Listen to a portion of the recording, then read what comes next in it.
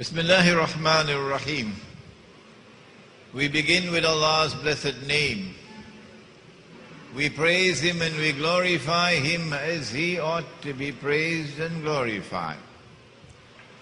And we pray for peace and for blessings on all His noble messengers, and in particular on the last of them all, the blessed Prophet Muhammad sallallahu ta'ala alayhi wa sallam. We return to the slave woman.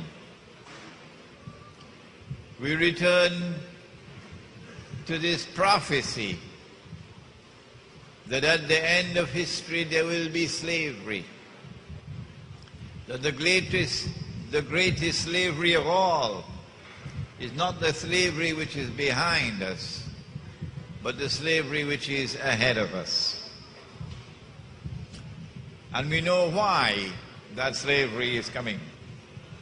Because someone wants to impose a universal dictatorship upon the whole world, including Venezuela, including Russia, so that they can rule the world from Jerusalem and then declare, I am the Messiah. We understand that. And we know that there is a political strategy through which they achieve that objective. But we are devoting today to the study of the economic strategy through which they achieve the power to rule the world. And in that economic strategy we have located riba. And this morning we looked at riba in the Quran by name. And we found that when Allah spoke of riba in the Quran, He was speaking about lending money on interest. And we have explained why He has prohibited it. If you allow money to be lent on interest, then the rich will remain permanently rich and keep on growing richer. And the poor will be imprisoned in permanent poverty and grow constantly poorer. And if the one who wants to rule the world can get the rich on his side, then he will use the rich to control the poor, to control the world. So simple, the evil genius at work. In this session, we want to look at a second form of riba. Yes, in the Sunan of Ibn Majah, there is a hadith recorded in which the Prophet said, alayhi salatu wasalam, that riba is of 70 different parts. Ajza. The smallest part of riba is equivalent to a man marrying his own mother. That's how bad it is. But we're not talking about the parts of riba. We're talking about the different kinds of riba. The first was money being lent on interest. Now let us introduce you to another form, another kind of riba. 3 times in the Quran Allah has commanded, with reference first of all to the economy at the time of Shu'aib alayhi salam. The command is, وَلَا تَبْخَسُوا النَّاسَ أَشْيَاءَهُمْ. Do not diminish people's property, the value of people's property. This is haram. In the process of diminishing the value of people's property. You consume their wealth in such a way that their loss is your gain.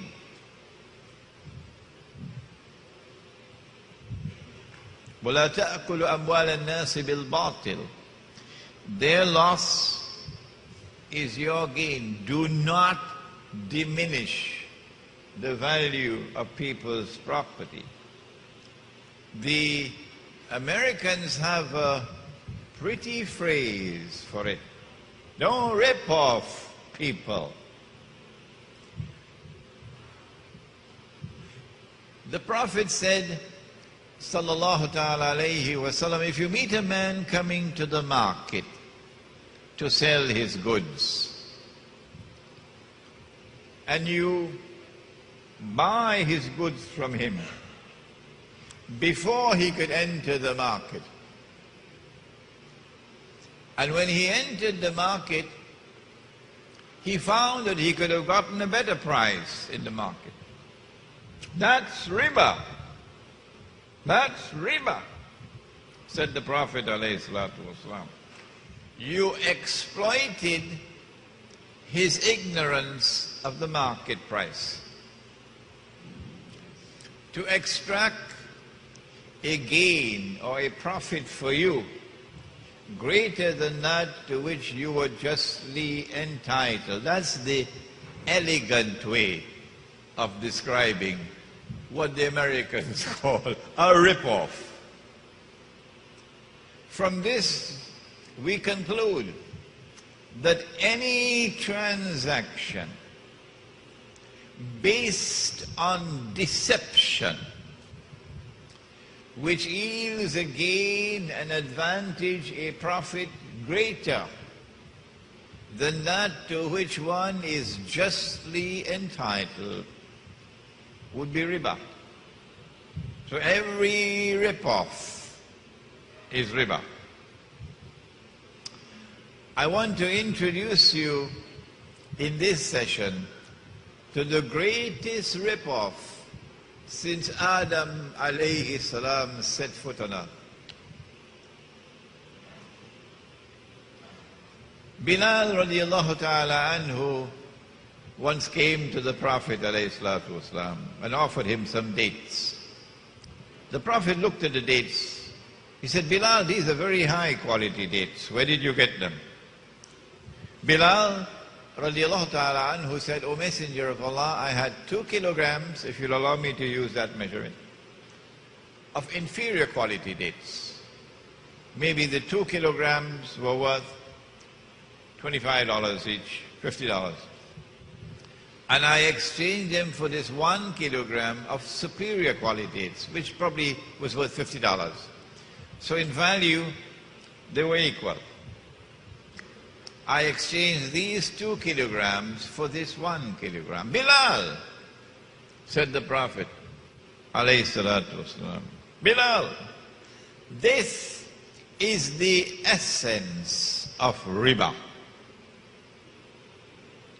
Bilal, what you should have done was to sell the 2 kilograms and use that money to buy the 1 kilogram.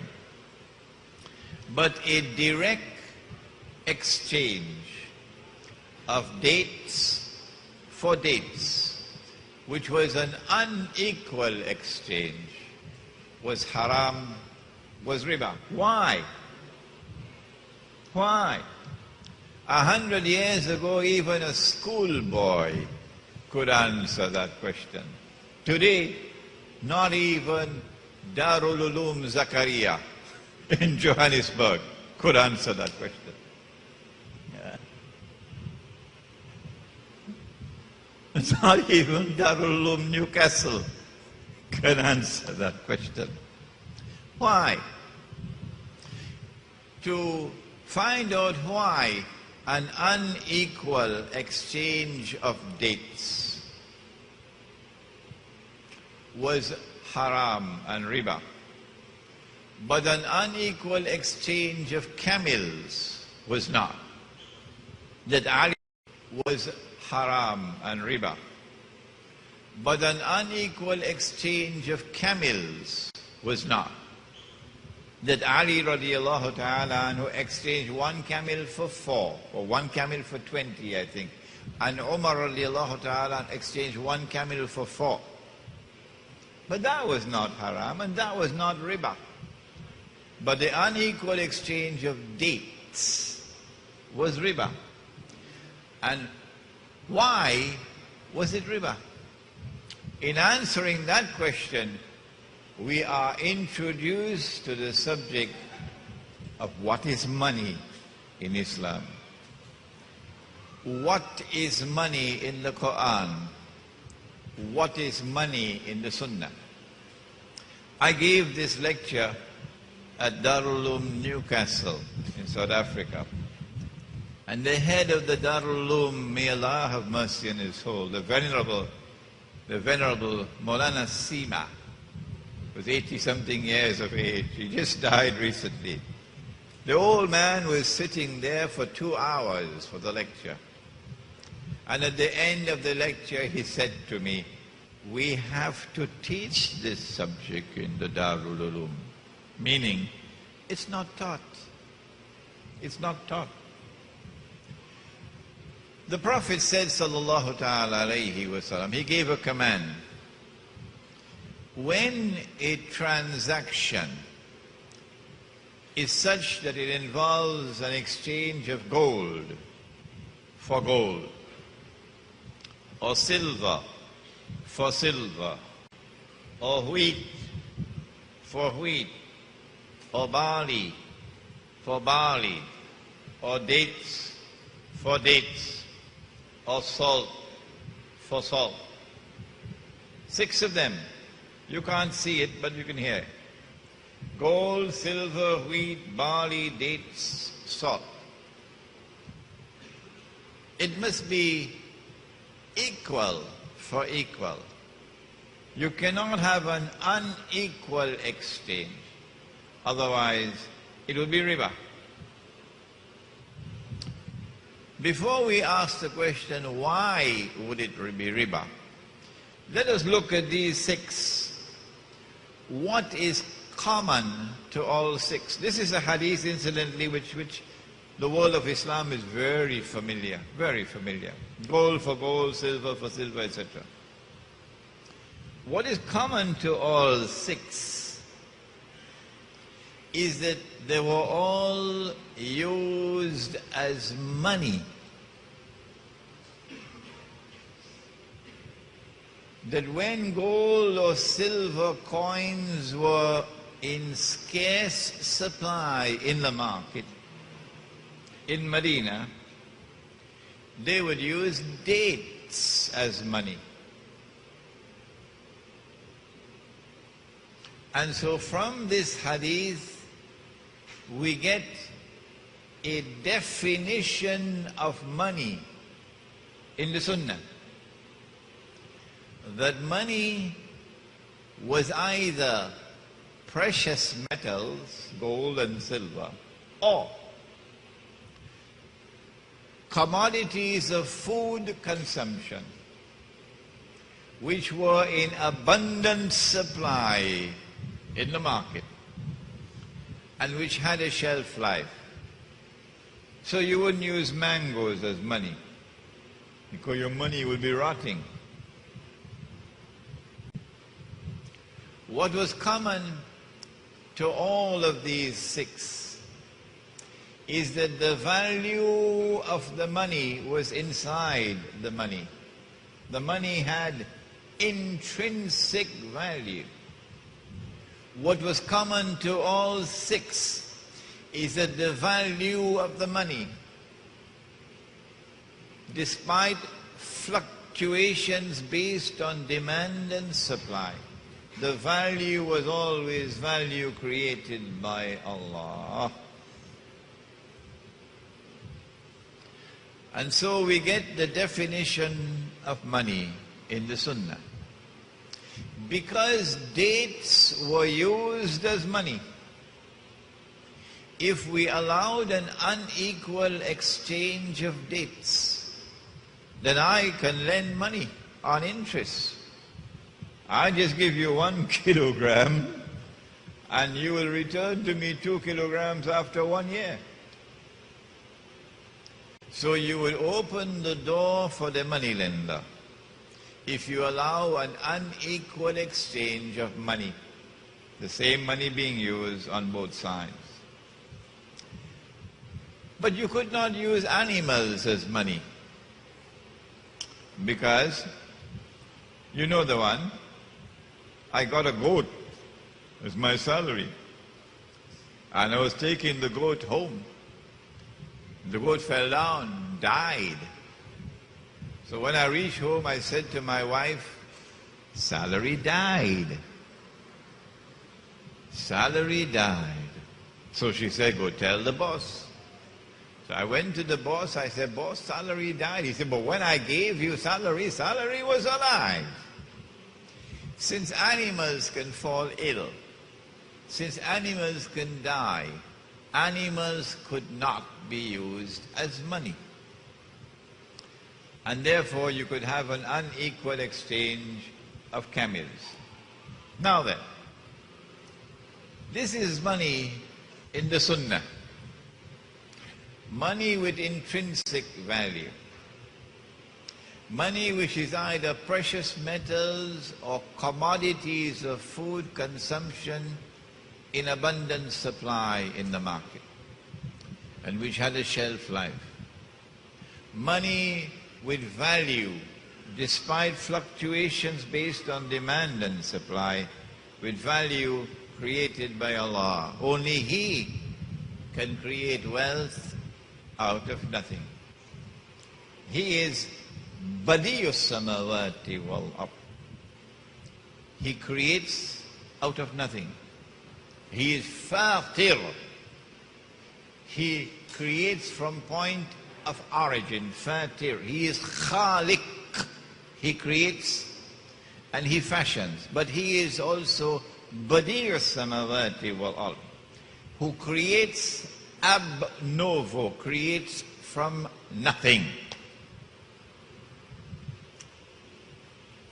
Is this money also in the Quran? Yes, it is. In Surah At-Tawbah, Allah subhanahu wa ta'ala, or is it Tawbah? Or is it, I'm forgetting now.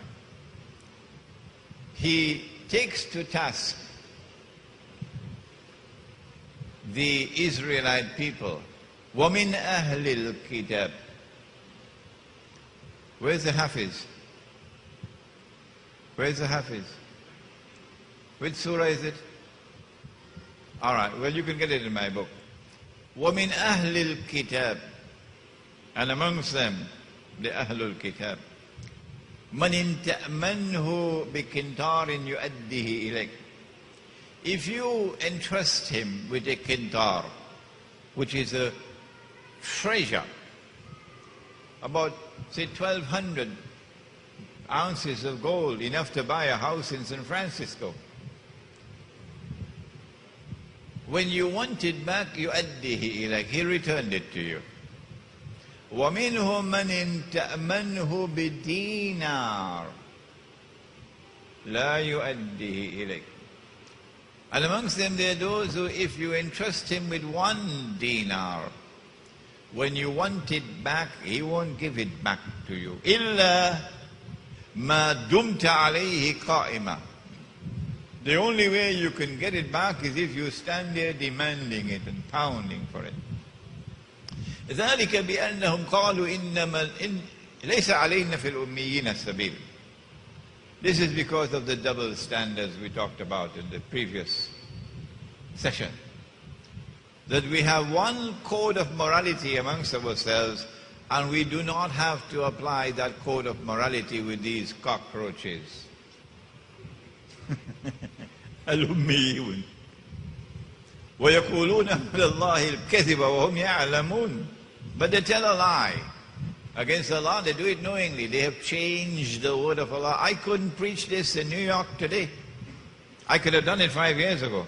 Sorry, 10 years ago. But today I cannot deliver this lecture in New York. They changed the word of Allah. But in this ayah, the word dinar is present.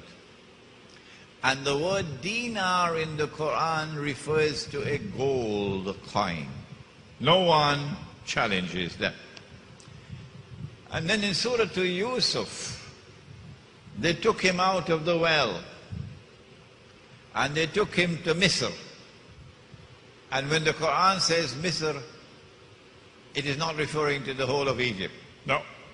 Misr at that time was only the eastern delta between the Nile and the Red Sea, where Banu Israel had settled. That's Misr.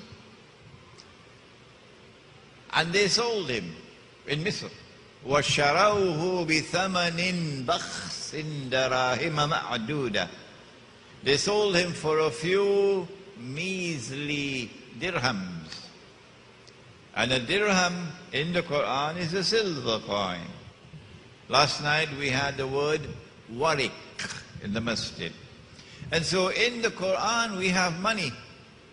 And money in the Quran is precious metals. And money in the Sunnah is precious metals as well. And when there is a shortage of gold and silver, then you can use commodities. If you are in the Indonesian island of Java, oh, that's a beautiful island, you must visit Java. Rice, hundreds and hundreds of acres, miles and miles and miles of lush green grass, rice.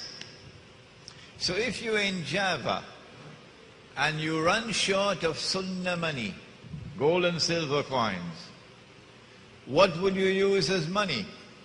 Rice, of course. Even though rice is not in this list, it is a commodity of food consumption. It is in abundant supply in the market. It has a shelf life. And if you're in Cuba, you know Fidel Castro doesn't smoke cigars anymore. You know that?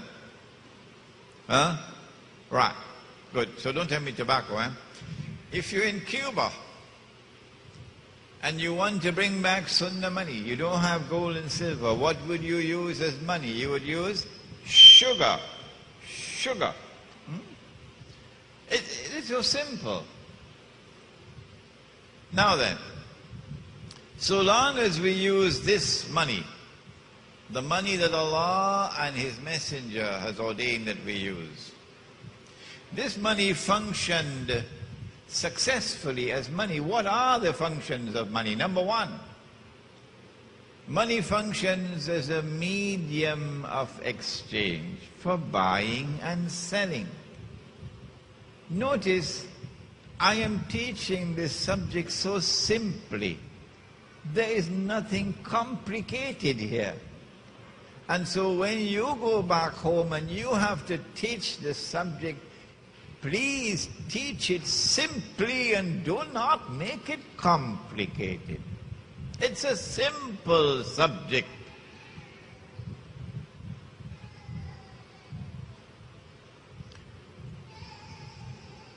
If you have to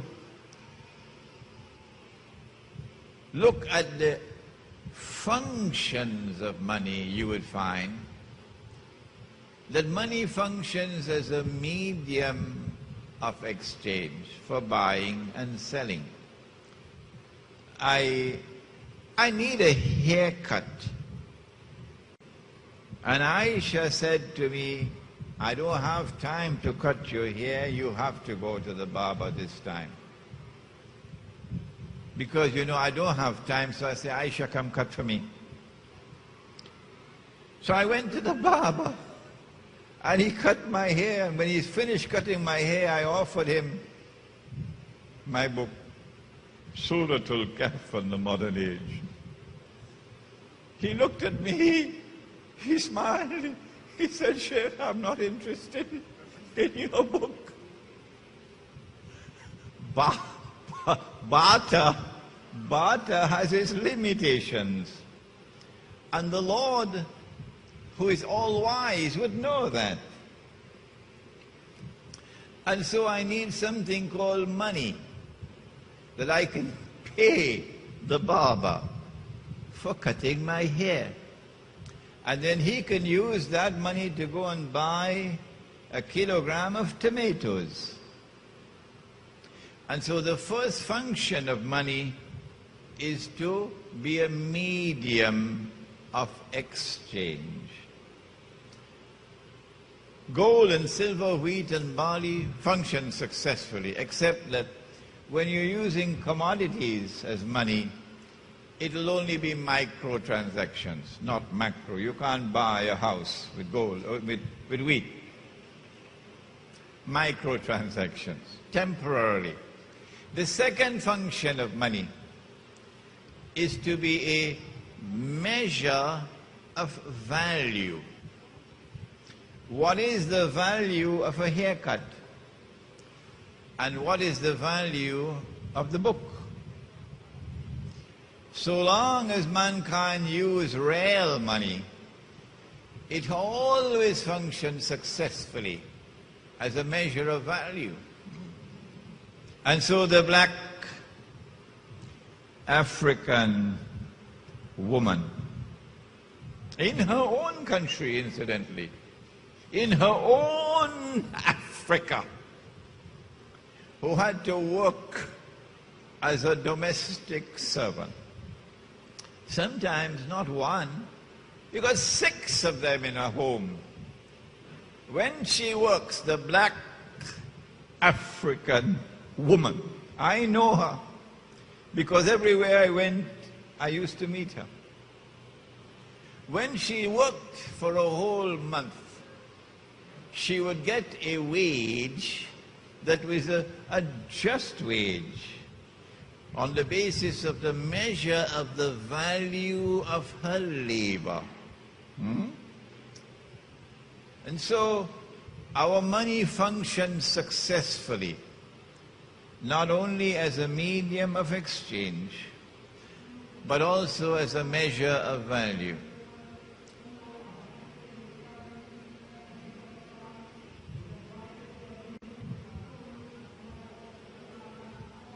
Can I get a water, please? Water.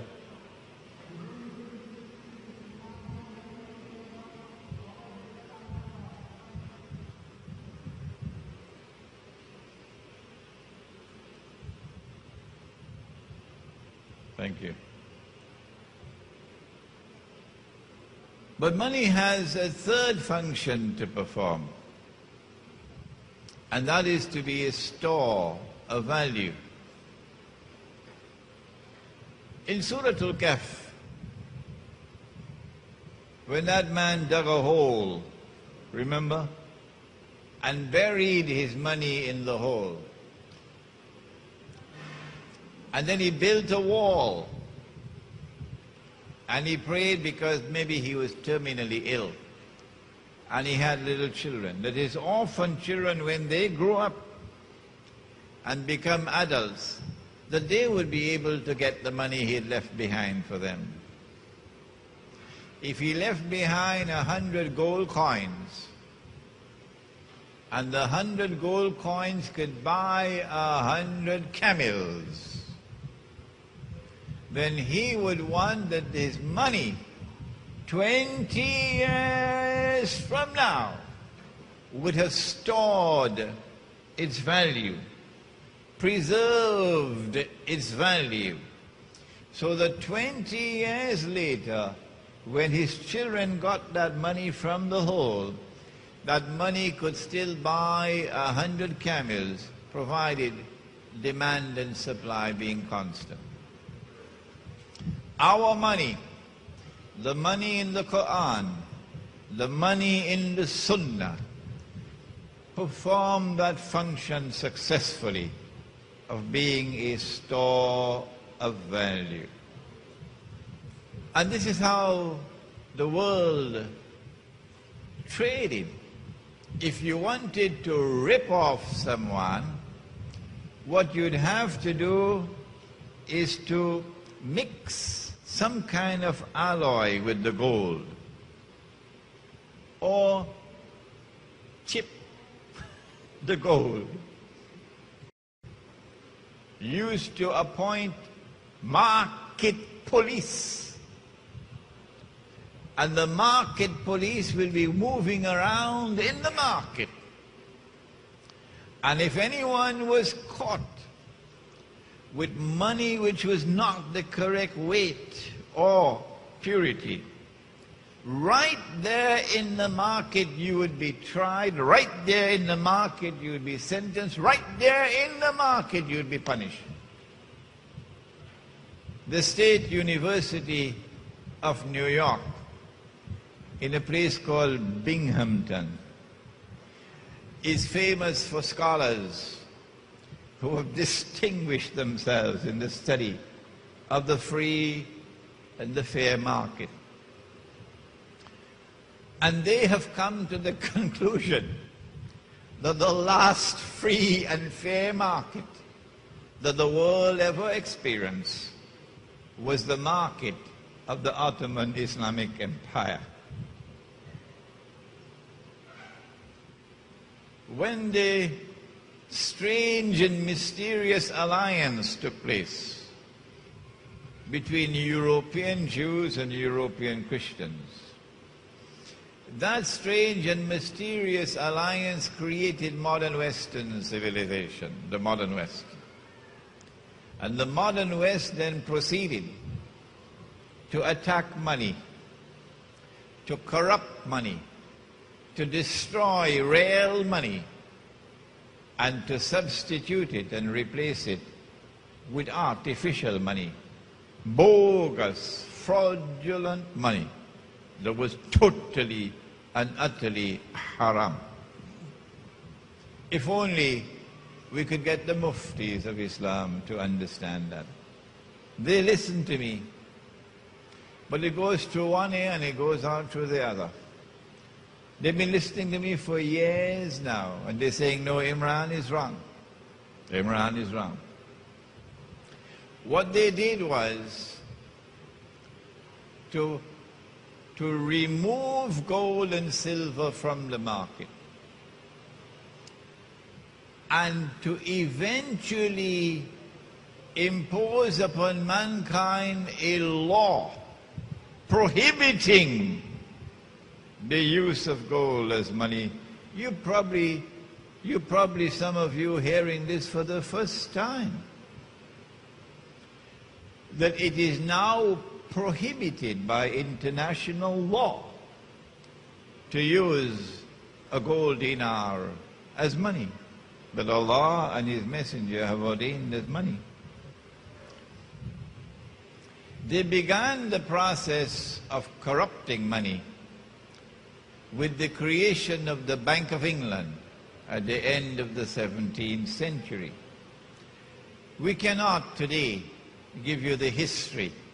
It's a very interesting history of the stages through which they went through, but Dajjal works carefully, inch by inch. And he does not want your eyes to open to understand what he is doing. So he eventually gave you television that will put you to sleep. The process commenced with the creation of the Bank of England. And England issuing paper currencies. The paper currency was supposed to be redeemable in gold. Redeemable meaning you could take your paper to the bank and the bank will give you the gold, redeemable. But you are setting up people to rip them off because you issue more paper than you have gold. And when they realize that and they rush to get back their gold, all fall down. And so they are ripped off. And this happened within a few years of the creation of the Bank of England. The process continued after the British ruling state began to transfer power or the transference of power was taking place to the second ruling state, the United States. The US dollar is redeemable in gold at 20 US dollars for 1 ounce of gold. But somewhere around, must have been 1926 or 27, if I'm wrong, correct me, the Federal Reserve was created. Somewhere around there, the Federal Reserve, a private bank, which seeks to impersonate a national bank, a state bank, private bank. And then suddenly the US government does something strange at the behest of the Federal Reserve. In April of 1931, most Americans don't know this. In April of 1931, the US government declared the use of gold, keep gold coins and gold bullion to be illegal. In other words, they demonetized gold. Gold is no longer legal tender. And if you're caught with gold after a certain date, if you do not hand it over to the government, meaning to the Federal Reserve, who will give you $20 to each gold coin that you give them, 1 ounce of gold. If you're caught with gold after a certain time, gold coins or gold bullion or gold certificates, you'll go to jail for 6 months and pay 10,000 US dollars in fine. That's a lot of money in those days. And so all the Americans rushed to give their gold to Uncle Sam and to take the paper at $20 an ounce. And then, of course, the sensible ones, the ones who knew the scam that was coming along, they didn't give Uncle Sam their gold. No. They changed all the paper that they had for gold. And then they shipped the gold to Switzerland, outside of Uncle Sam's reach, because they knew what's coming. And this is why today, you see all around the United States, people wanted to buy gold, because they know what's coming. In January of 1934, the US government, at the behest of the Federal Reserve, now remonetizes gold. It cancels the legislation. You could now come back and buy back your gold from Uncle Sam. But Uncle Sam changed the value of his paper. His paper was $20 to 1 ounce of gold. And Uncle Sam decided from this day it'll now be 35. 35. I'm telling you this story so you could understand what Allah is saying in the Quran when He said, وَلَا تَبْخَسُ النَّاسَ أَشْيَاءَهُمْ. And He said it 3 times in the Quran. So we rushed to buy back our gold from Uncle Sam.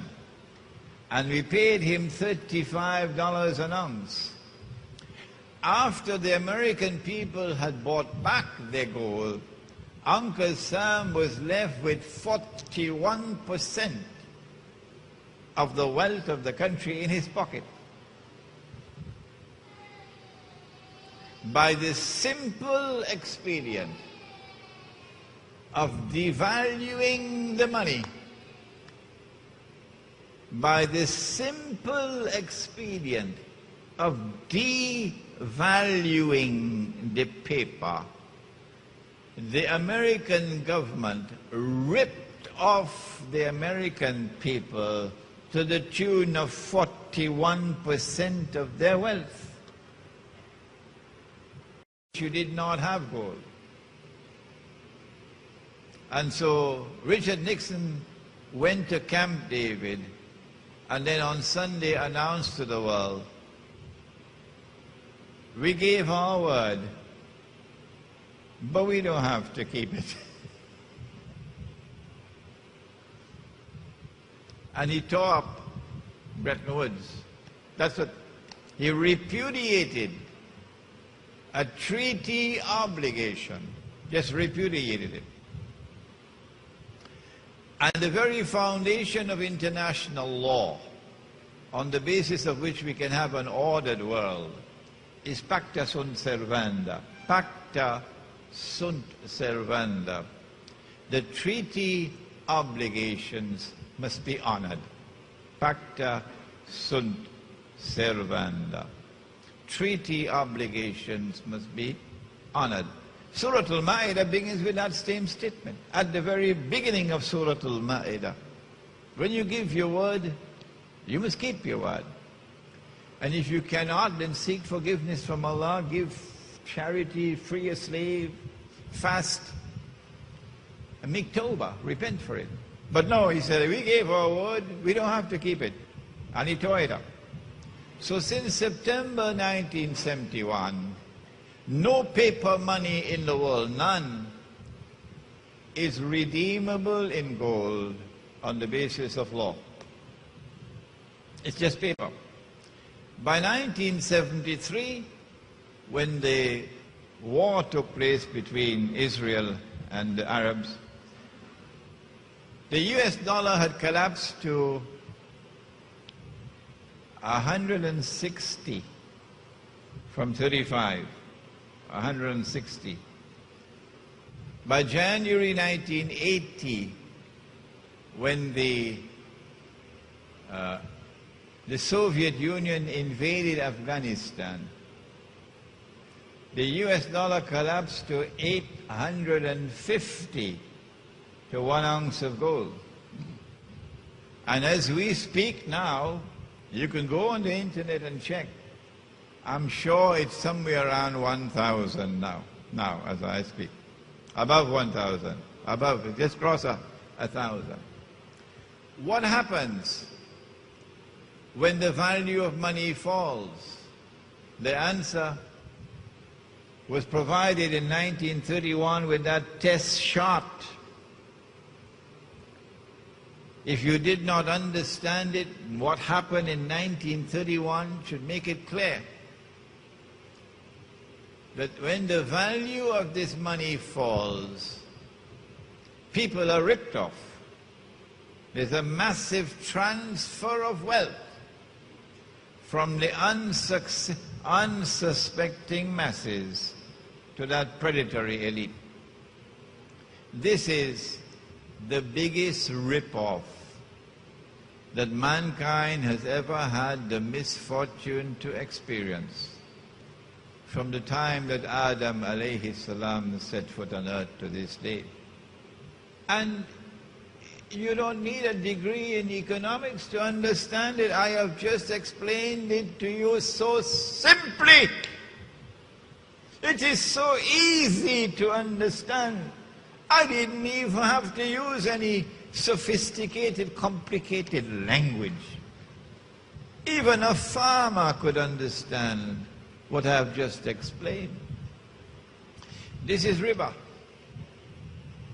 And they have used this bogus and fraudulent and utterly haram monetary system as a vehicle for riba.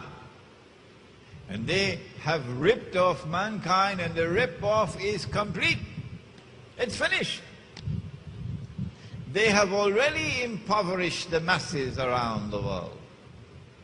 And they have already transferred that wealth to the elite around the world, who now live in unprecedented wealth and luxury in Egypt, in Indonesia.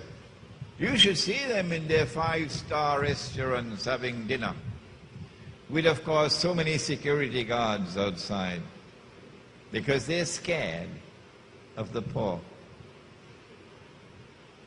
The rip-off is complete. through riba. And they are now set to rule the world.